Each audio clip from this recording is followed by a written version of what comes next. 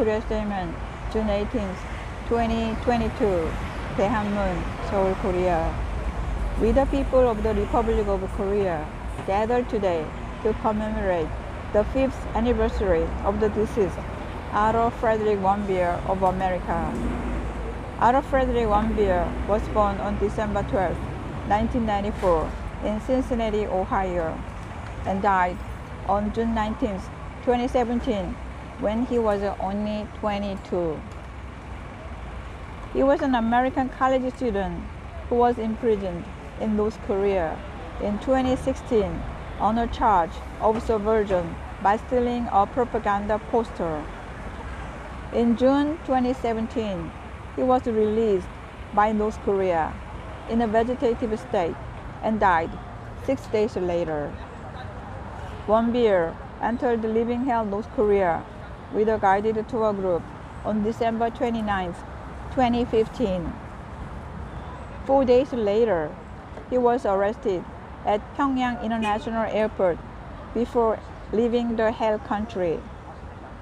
He was convicted of attempting to steal a propaganda poster from his hotel, for which he was sentenced to 15 years of imprisonment with hard labor. I can't forget the scene when he wept sadly after hearing the crazy verdict in the kangaroo court. The sentence was outrageous and shocking, and that's something normal humans shouldn't have done.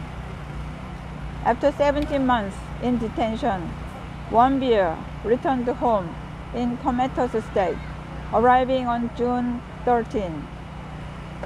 He died in the hospital on June 19, 2017, at the age of 22. The rogue state North Korea brutally killed young Warmbier. Thus, they have all the heavy responsibility on Warmbier's death.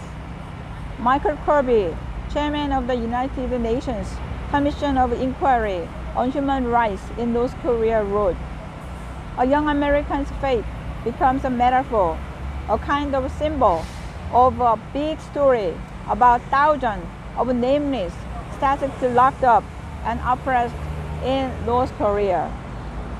They are voiceless, but Otto Warmbier speaks of their suffering from his grave.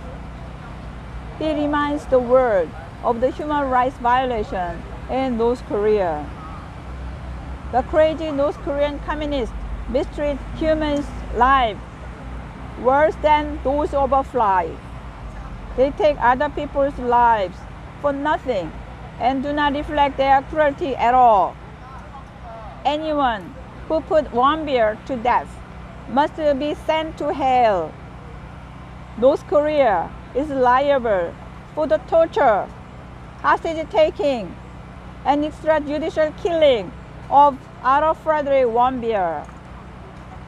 We feel anger at the death of Warmbier, a very precious life, as a result of torture by the brutal North Korean communists, and we hope his death will be remembered for a long time to prove the atrocity of communism.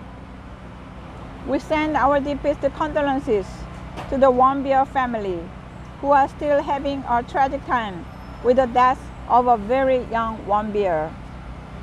May God's grace be with him and his family. For freedom and peace, we always want and protect America as our most precious ally, despite the heinous obstruction of the crazy pro-China communists in Korea. Thank you very much, America. May God bless America for the world.